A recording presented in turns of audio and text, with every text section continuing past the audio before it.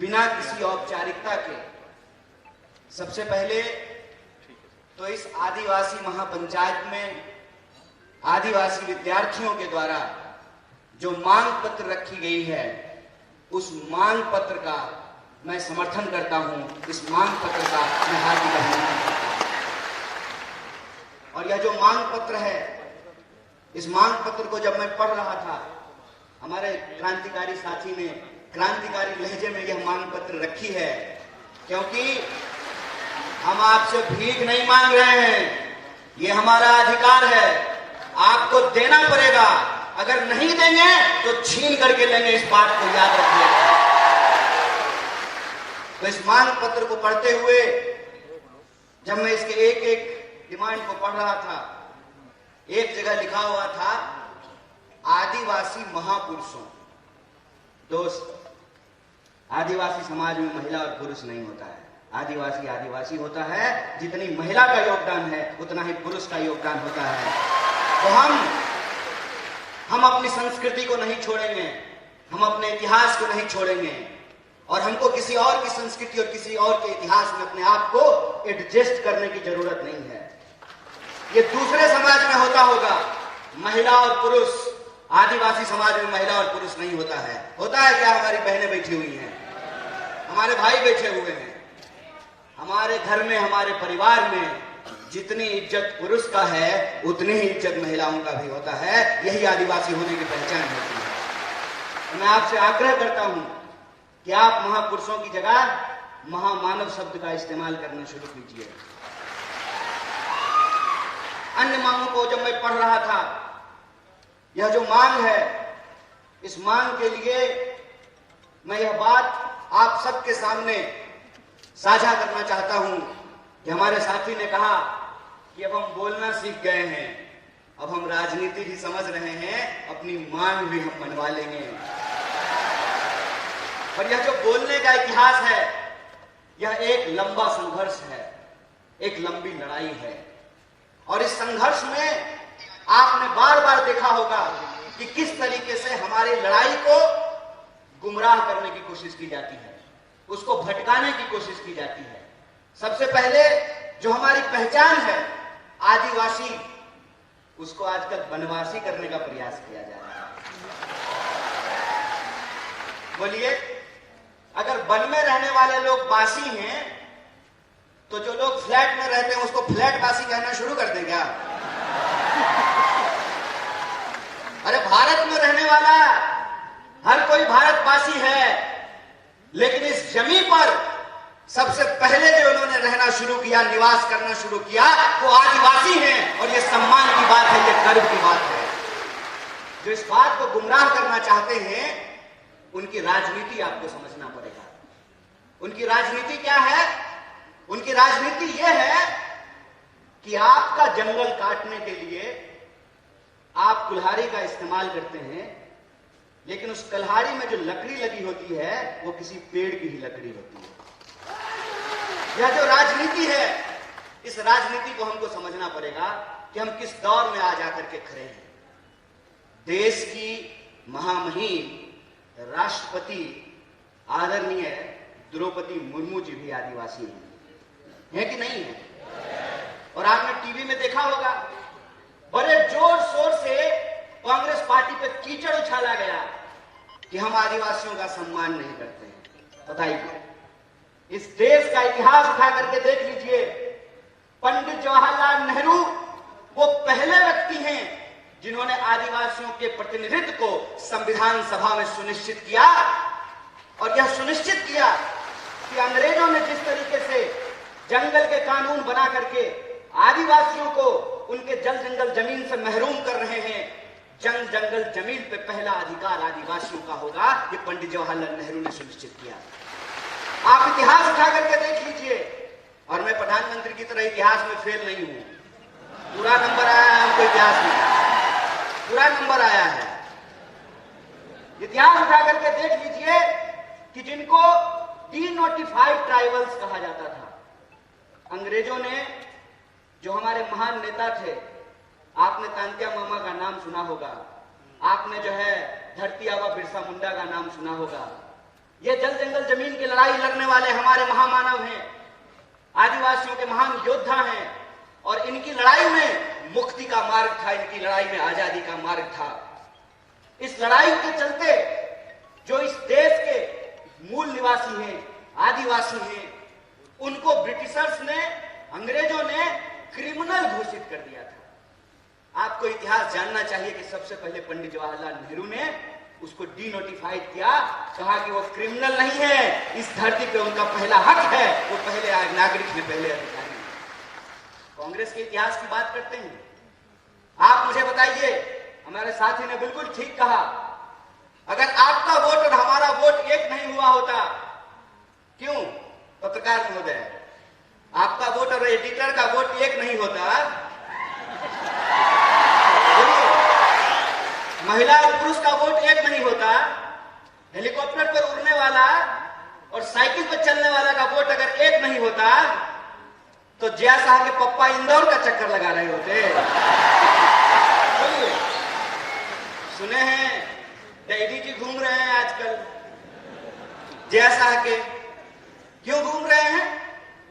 ये वोट का अधिकार आपको कैसे मिला है? ये वोट का अधिकार आपको थाली में परोस करके गिफ्ट नहीं मिला है। इसके लोगों ने संघर्ष किया है, इसके लोगों ने अपनी जान की कुर्बानी दी है। और आजादी का मतलब होता है कि किसी भी मनुष्य को, किसी भी मनुष्य के ऊपर शोषण करने का कोई अधिकार नहीं है। यह आजादी का मतलब होता है, और यही जो आजादी का मतलब है, इस मतलब को हमारे देश के संविधान की प्रस्तावना में लिखा गया है। क्या लिखा गया है? हम भारत के लोग, भारत में रहने वाला, चाहे हिंदू हो, मुसलमान हो, सिख हो, ईसाई हो, बुद्धिस्ट हो, जैनी हो, पारसी हो, यहूदी हो, हर कोई भारतवासी है ना।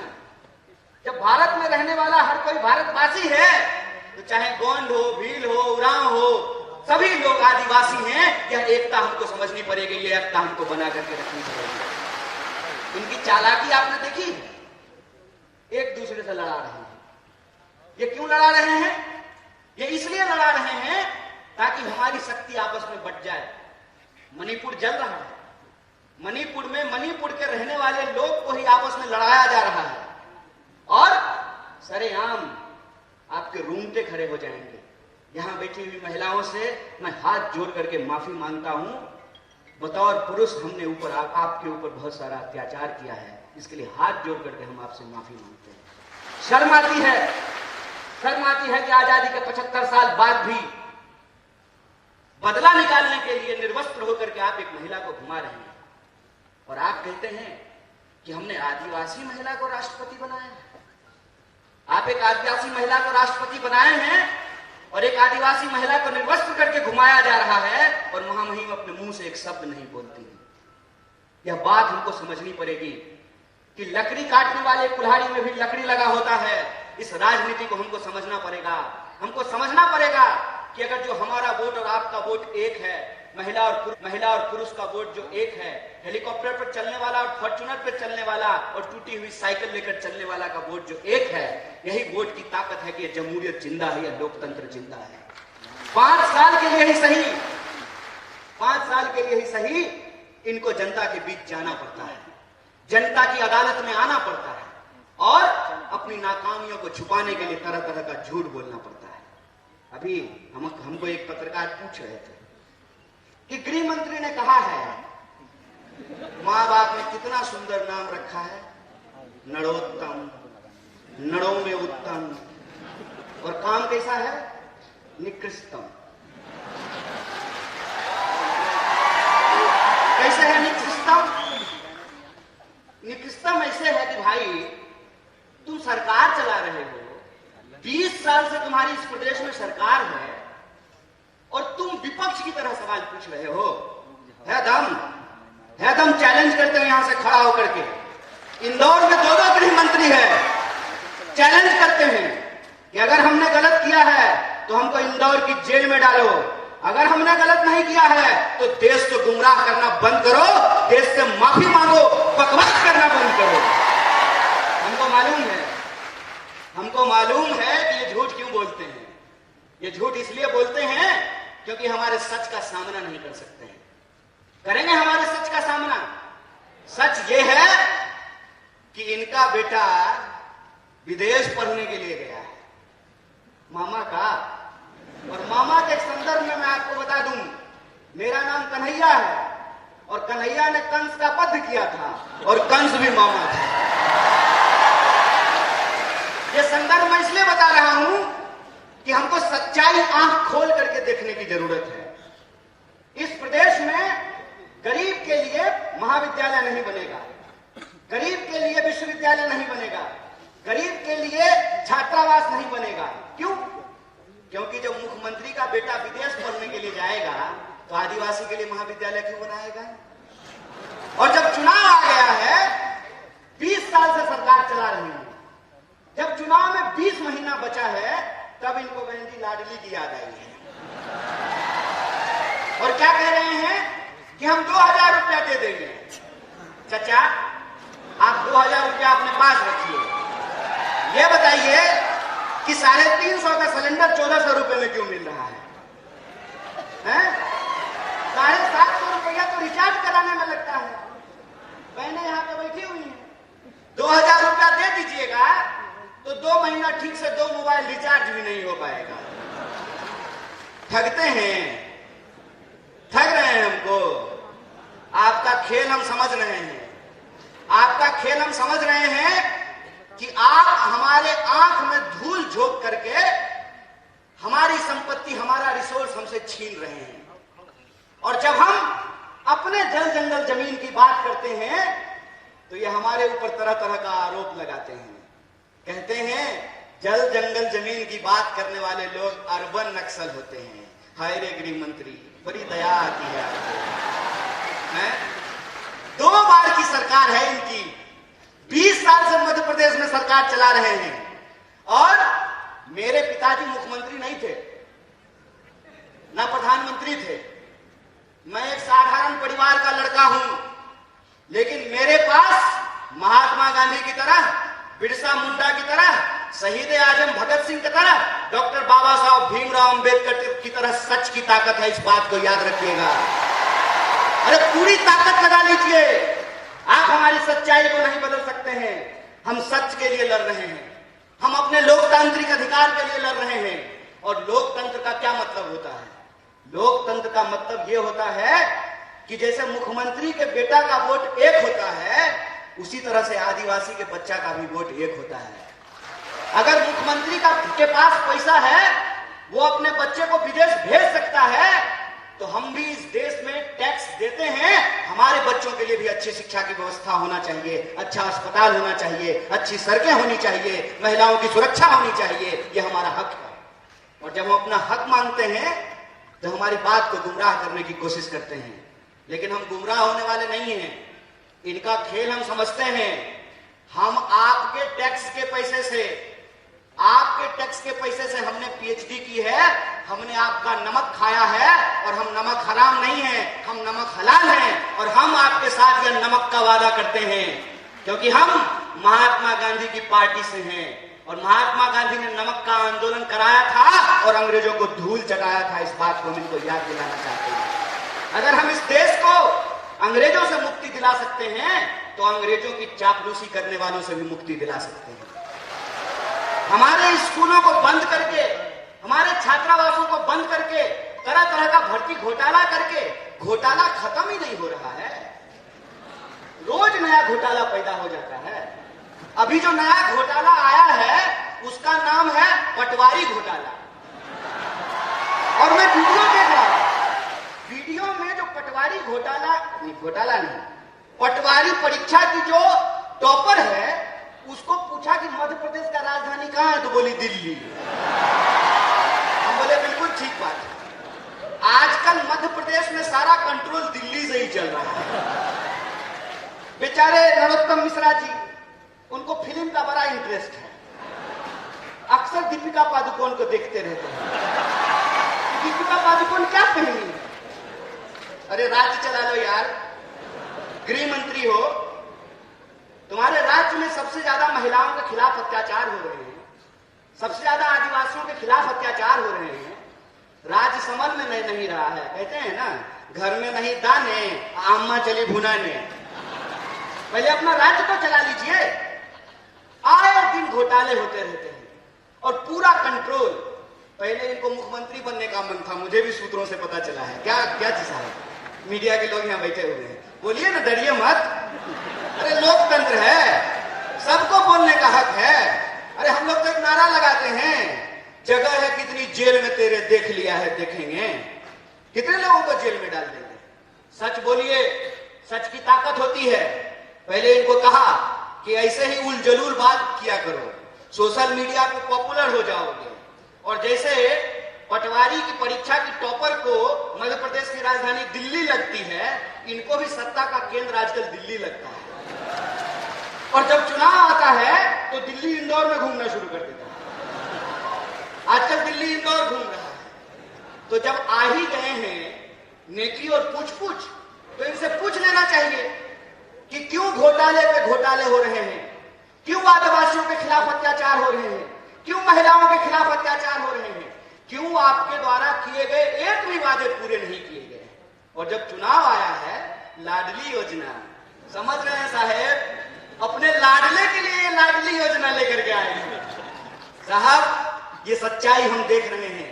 इस सच्चाई को मैं अपने आदिवासी भाई बंधुओं से कहना चाहता हूं, अपनी बहनों से कहना चाहता हूं कि ये मौका है कि जो 20 साल से आपने अत्याचार झेला है, उस अत्याचार का आपको बदला लेना है और उनको एहसास कराना है कि राजा का बेटा राजा नहीं होगा। ये लोकतंत्र की ताकत है। और लोकतंत्र की ताकत ये है कि सब लोगों को चुनाव लड़ना पड़ता है। कमलनाथ जी भी चुनाव लड़ते हैं, दिग्विजय सिंह जी भी चुनाव लड़ते हैं, और नरोत्तम मिश्रा को भी लड़ना पड़ता है। एक उदाहरण आप मुझे सोच करके बताइए। और यहाँ पे चूंकि कांग्रेस के वरिष्ठ नेता मौजूद हैं और हमारे आदिवासी भाई बंधु हैं, इसलिए कहना जरूरी है कि श्रीमती गांधी को 2 बेटे, संजय गांधी और राजीव गांधी, दोनों कांग्रेस में थे। बाद में संजय गांधी जी की पत्नी बीजेपी में चली गई, चुनाव लड़ी, चुनाव जीती। राजीव गांधी जी की पत्नी भी चुनाव लड़ी, चुनाव जीती। तो बीजेपी में लोकतंत्र कैसे है और कांग्रेस में राजतंत्र कैसे है? वहां जो बहु चुनाव जीती तो वो लोकतंत्र है, और श्रीमती गांधी की यहां जो बहु चुनाव जीती तो यह राजतंत्र है। हाय रे बेईमान, बेशर्मी देखे हो, बेशर्मी। अरे ये कांग्रेस पार्टी ही है जिस पार्टी ने इस देश में जमहूरियत को स्थापित किया है। और ये जमहूरियत की ताकत है कि राहुल गांधी जब अमेठी से चुनाव जीतते हैं तो इनके नजर में वो राजतंत्र है, और वो मैडम जो है, सास जो कभी बहू थी, है ना, वो जब अमेठी से चुनाव लड़ी है तो लोकतंत्र है। हाय रे चोरी। मैं तो यही कहता हूं कि अगर इस देश में पंडित जवाहरलाल नेहरू नहीं होते ना, तो नरेंद्र मोदी भी देश के प्रधानमंत्री नहीं हो पाते। अगर इस देश में गांधी नहीं होते, इस देश में अगर भगत सिंह नहीं होते, इस देश में अगर बिरसा मुंडा नहीं होते, इस देश में अगर डॉक्टर बाबा साहब भीमराव अंबेडकर नहीं होते, तो एक आंगनबाड़ी का बेटा खड़ा होकर के 2 मुख्यमंत्री के सामने भाषण नहीं दे रहा होता। ये लोकतंत्र है, और इस लोकतंत्र की ताकत को आपको समझना पड़ेगा। इसीलिए मैं अपने आदिवासी भाइयों और बहनों से कहना चाहता हूं कि जो आपका मांग पत्र है, ये मांग पत्र कोई ऐसे नहीं मानने वाला है। ये मानेगा आपके वोट की ताकत से, और आपको अपने वोट की ताकत दिखानी है। और 20 साल का ये जो घोटालों का राज है, इस घोटालों के राज को आपको समाप्त करना पड़ेगा। बोलिए, कीजिएगा कि नहीं कीजिएगा? पीछे से ए भाई, करना है ना, बदलना है ना। अगर बदलना है तो मैं सहमत हूं इस बात का कि समाज में बदलाव सिर्फ पार्टी से नहीं होती है, समाज में बदलाव समाज के सहयोग से होता है। इसीलिए कांग्रेस पार्टी अपने दम से चुनाव लड़ेगी, कांग्रेस के कार्यकर्ता अपने दम से चुनाव लड़ेंगे, लेकिन मध्य प्रदेश के एक एक नागरिक को अपने हक और अधिकार के लिए और 20 साल से जो इनके सत्ता का अहंकार है, उस अहंकार को चकनाचूर करने के लिए इस सत्ता को इनको कुर्सी से बेदखल करना पड़ेगा, इनको हराना पड़ेगा। और ये सवाल इनसे पूछना पड़ेगा कि उधर उधर की बकवास बंद करो, ये बताओ कि हर साल 2 करोड़ नौकरी क्यों नहीं पैदा हुई, ये बताओ कि हमारे खाते में 15 लाख रुपया क्यों नहीं पहुंचा, ये बताओ कि आए दिन महिलाओं के ऊपर बलात्कार क्यों हो रहा है, क्यों दलितों के ऊपर अत्याचार हो रहा है, क्यों आदिवासियों के ऊपर अत्याचार हो रहा है। और यहाँ हमारे सिपाही लोग खड़े हैं। एमएलए साहब को पेंशन मिलेगा, कांस्टेबल को नहीं मिलेगा, ये ठीक बात है? तो पूछिएगा अगली बार मामा को कि मामा हम भी जो है डंडा नहीं चलाएंगे, अगर आपको पेंशन मिलेगा ना तो हमको भी ओल्ड पेंशन स्कीम देना पड़ेगा, हमको ये लागू करना पड़ेगा। और ये जो मांगे हैं, ये मांगे इस प्रदेश की मांग है, इस मांग को इनको मांगना पड़ेगा। और नॉर्मलाइजेशन के नाम पे, नॉर्मलाइजेशन के नाम पे जो बेईमानी चल रहा है, तो जैसे ये आपके नंबर का नॉर्मलाइजेशन कर रहे हैं ना, आपको इनकी सीटों का नॉर्मलाइजेशन करना पड़ेगा। बोलिए कीजिएगा कि नहीं कीजिएगा? अगर कीजिएगा तो मध्य प्रदेश में परिवर्तन होगा। और सिर्फ मध्य प्रदेश में परिवर्तन नहीं होगा, इंदौर से परिवर्तन की लहर दिल्ली तक पहुंचेगी और दोनों गृह मंत्री फिर से तरीपार होंगे, ये हमारा पूरा भरोसा है। इसी आशा और विश्वास के साथ आप तमाम लोगों को एक बार फिर से शुक्रिया अदा करते हुए, धन्यवाद कहते हुए अपनी बात को खत्म करूंगा। शुक्रिया। इनकलाब जिंदाबाद। जय आदिवासी, जय हिंदुस्तान, जय कांग्रेस।